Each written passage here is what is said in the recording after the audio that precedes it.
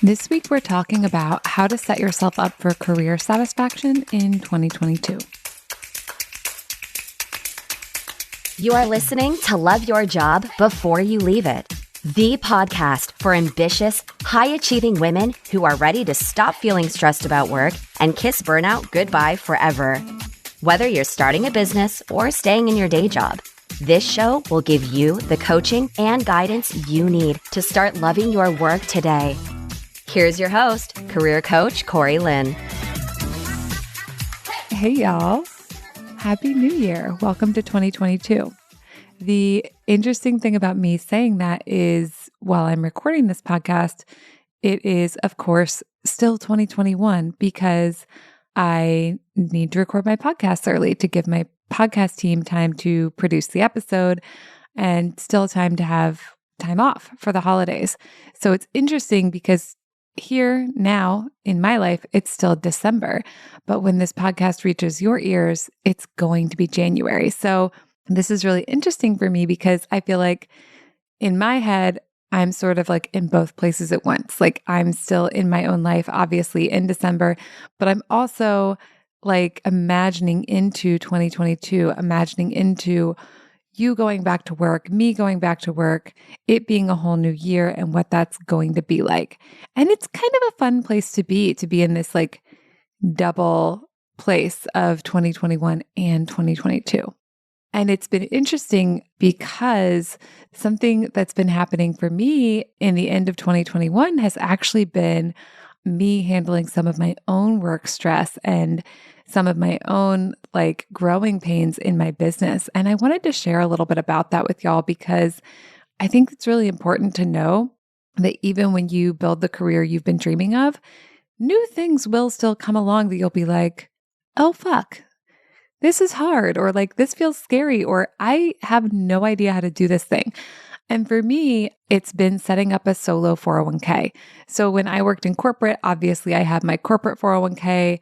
I don't even remember how I set that up. Probably like I made some kind of like choices, clicking around in some kind of portal, and then it just was like magically happening. And I will say, as a business owner, like I miss that, where you just do some things and then it like paychecks magically arrive and like money magically goes into the 401k. I know it's not magic. Someone else is like doing the paperwork, doing the administration, making sure it all happens. But I chose to do my own admin, setting up my solo 401k because I like understanding how things happen and understanding like what the work actually is. So that's been super interesting. I could do it again probably pretty easily, but going through it for the very first time brought up like a lot of challenges for me. And it brought up a lot of my beliefs. Like if I'm not able to do something right on the first try, or if I don't actually know how to do something, I've discovered in this process, a lot of beliefs that feel kind of terrible. And while I won't say it's been fun to have those beliefs get tapped into, it has certainly been educational and it has given me some of my own coaching work to do. All of this is to say it brought up this thing that I've been experiencing that's been really interesting. And I may even do a whole podcast episode on this. So give me a shout out on social or in my email if that's something you want. But what I've been noticing is before in my career, I like had this deep craving for more freedom. And I hear about this from a lot of people. People want freedom. But now I have a lot of freedom and that is very cool. And I love it. And I'm glad I set myself up this way. And it also means like there's a lot of things I don't have to do, but if I want to do them, then I also have to like figure out how to do them or hire someone to do them because I'm not in a container where someone automatically does that for me, right? So like I'm not in a container where if I want a 401k, I just click a few buttons in a portal and it gets magically set up.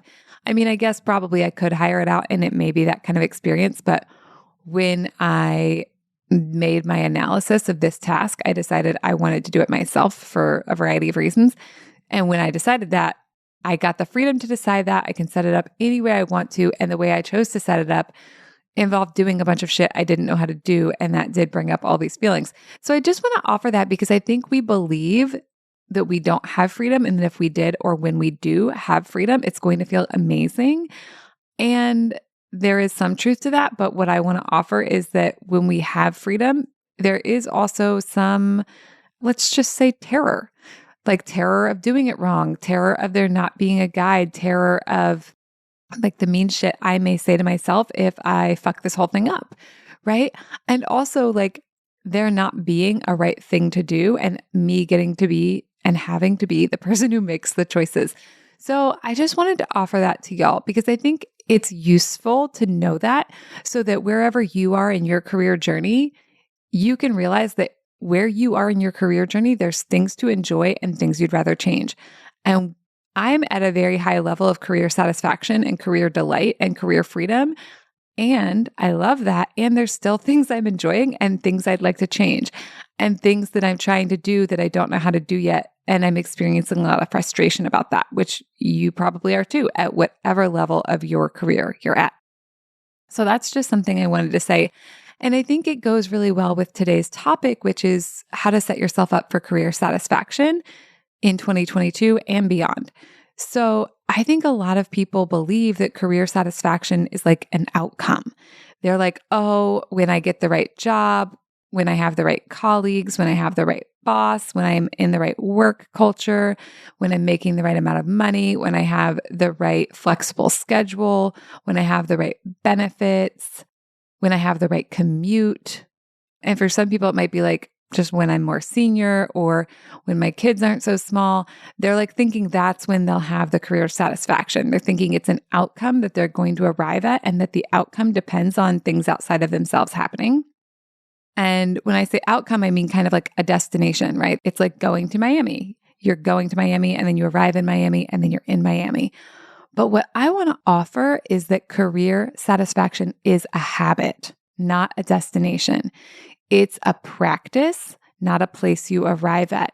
It's a way of being, not something that happens when you get everything dialed in perfectly.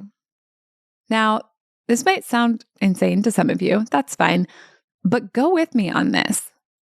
I'm sure that you've had goals in the past and then you've achieved those goals and then it didn't magically solve everything and you weren't suddenly completely 100% satisfied with your life or with whatever area of life that goal was in.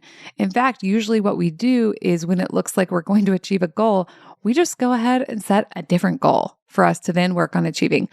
Or we set a goal knowing that we won't even try to achieve it. And then we just use that goal to make ourselves feel bad for like, I don't know, forever and ever. That seems to be a thing I see a lot of. So I think it makes a lot more sense to make career satisfaction a habit that we work on, a habit that we practice, rather than thinking we have to get our career to be and look an exact perfect way and then we'll magically feel satisfied all the time. First of all, y'all know I teach that like life doesn't feel amazing all the time, even when you create a really amazing life. For instance, my business has grown so much that now I am working to set up that solo 401k I mentioned earlier. That's amazing. That's an amazing thing that I get to do that. And it brought up discomfort for me. Discomfort in that I had to choose if I was going to do it or like pay someone else to do it. And discomfort in that when I was doing it, it brought up a lot of self-criticisms I had about myself that are just thoughts for me to look at, but still uncomfortable, right?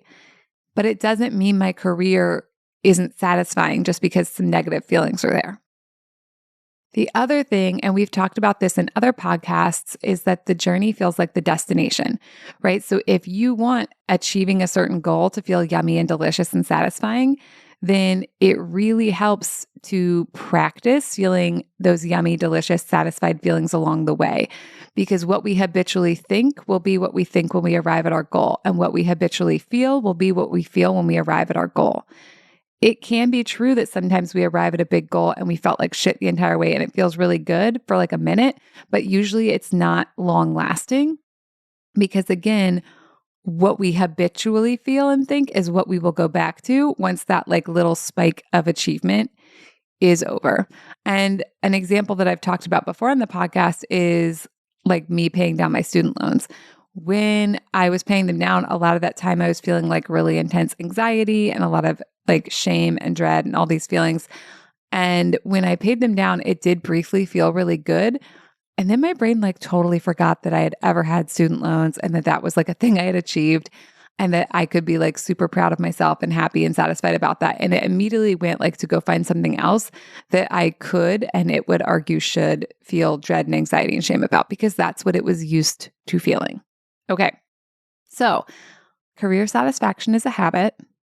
What does that mean? What does that look like? How do you employ that? And especially like, how do you tap into that if your career is not 100% where you want it to be? And it's probably not, because most of us around these parts have big goals, me included, right? Like my career is blowing my fucking mind, and I still now have things I want it to be and do that it's not being and doing yet. So how do we balance that?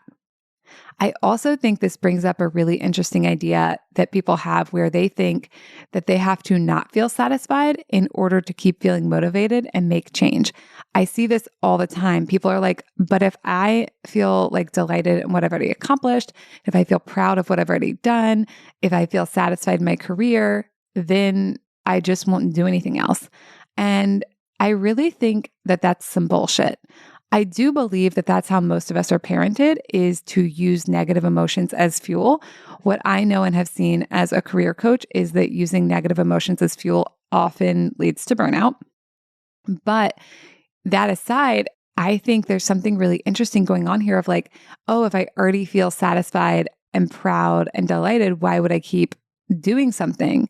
But I really actually like want you to answer that question. Like, not in that tone of voice. Like, here's the tone of voice difference. Why would I keep working on it if I'm already satisfied? That's the tone of voice a lot of us ask ourselves. But I want to ask you, or to have you ask yourself in like a curious, like compassionate, kind, like fascinated tone of voice, right? Which is more like, yeah, why would I work on goals? Like, what reasons could there possibly be to work on goals or to work on changing my career if I already felt delighted, satisfied, joyful, proud, confident, etc. Now, what I see a lot and what I've personally experienced is if we have been using feelings like anxiety and shame and dread and disappointment to run our careers, and we stop using those, there may be a short period of time where we do just want to like rest because we're exhausted from having used those emotions. But once we stop using the negative emotions and once we have our rest, then we usually want to do some shit in our career because it's fucking fun and interesting. And because I personally believe that humans like to do shit. We like to be creative. We like to create value. We like to create outcomes. We like to have an impact on the world. I just believe that that's true. And that's what I've seen in myself and many other people. So what I think is that after we, maybe do need to take a little break to recover from our old way of being, we'll start to be like, oh yeah, I want to do some stuff. That could be cool. So I think that's just something that I want y'all to like think about of, oh yeah, like what if there's a way to do my life and my career that doesn't actually involve me having to motivate myself with feeling like shit? That could be really fun and interesting. Second of all, this isn't like an all or nothing thing, right? So there may be, if you like look at your current career, there may be things you really do want to change, and there may be things you already really like. But a lot of us spend a lot of time thinking about the things we want to change and how we're not there yet. And a lot of us are not spending a lot of time thinking about what we already like or what's going really well, or the ways in which our current life and career is the one that we used to dream of. This is particularly true for me. When I worked in corporate, I dreamed of having my own business and being able to replace my corporate income. Now I have my own business, and it is a little bit different with like, what the business's revenue is versus like what my take home is. But the business revenue is almost 3 times what I was making when I worked in corporate. So that's pretty fucking cool. And like I said, still things for me to do over here, but I can cultivate satisfaction in what I've done, even if I want to do more, and in what is working and what feels really good to me now. And the more I cultivate that satisfaction now, first of all, the more I'm going to have the thoughts that create satisfaction as habitual thoughts, and then the feeling of satisfaction as a habitual feeling, the more likely it is that I'm going to feel satisfied whenever I get to where I go. And satisfaction, delight, fun, these make much better fuel to get where we want to go.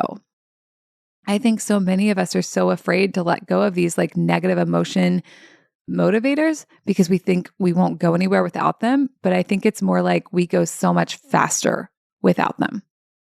Now, I want to be clear. This is not about lying to yourself. It's not about saying like everything in my career is amazing if it's actually not, and you want to headbutt many parts of your career in the face, right? So I think it's useful to get really clear and do like an audit almost of your career, but go at it first looking for what's working instead of looking for what's not working. If there are things in your career that are what you want to be there or are what you used to dream of, even if now you dream of something different, can we notice those and spend some time being satisfied in relation to them? Can we practice being satisfied alongside the desire to create more change? Because I think a lot of us, again, think it's like either or. Either I'm satisfied and then I don't do anything else, or I'm dissatisfied and then I change everything. But life and our careers are so much more nuanced, right? So like, where am I satisfied? How can I really like feel that, revel in that? Evaluate, how did I get that thing that feels so satisfying? Like what worked? What did I do to make that be part of my career? Celebrate yourself. And then we can look at like, where am I not satisfied? What am I dreaming of? Where would I like to have something different? Where would I like to have something that's like a little bit more aligned to my vision of what I want career to look like for me? But again, not waiting until we have all those pieces in place to feel satisfied, not waiting until we have all those pieces in place to celebrate ourselves and our awesomeness and the really important work we're doing by setting our careers up in a way that feels satisfying to us. I think so many people, and also this used to be me, feel like if we're not satisfied in our careers, like we're doing it wrong or we're behind or like something has to change, or it's like almost like we're like failing a race that everyone else is somehow winning. But I see behind the curtain now because I'm a career coach and I talk to like lots and lots and lots of people about their work. And some people aren't even trying to make their work something that is satisfying. And they're allowed to do that. There's like no law that says you have to have a satisfying career. I just personally think it's fun and interesting to do so. But what I want to offer to you is whatever level of career satisfaction you're at, if you care about that, like you're not behind, no matter where you are. If you care about that, you're doing great. You're in the right place. And you don't have to like try to like run faster to catch up with everybody else who may appear to be more satisfied than you. First of all, a lot of us have no idea how satisfied or dissatisfied anyone else is. And especially like living in a time where people are putting our most shiny selves on like the Instagram and stuff like that. We spend so much of our time comparing our insides to other people's outsides. That's a phrase I heard from some other brilliant person a long time ago, and I can't remember who it is, but I think it's such a cool concept. So credit to you, wonderful human who said it. And thank you. And for those of you listening, to circle back, we spend so much time comparing our insides to other people's outsides that I think if we're not satisfied with our career, we think we like already should be because it seems like everyone else is. But what I want to offer is most people are in like somewhere in the middle. They're satisfied with some things, they're not with other things. And I think the people who are the most satisfied are not necessarily the people who have like the most picture perfect careers, but I think it's the people who are noticing and reveling in and like just relishing and delighting in the ways in which their careers are already satisfying, and then using that as energy to bring their careers into more alignment with what would be satisfying for them. One other thing I want to make sure to touch on is the idea that career satisfaction is an inside job.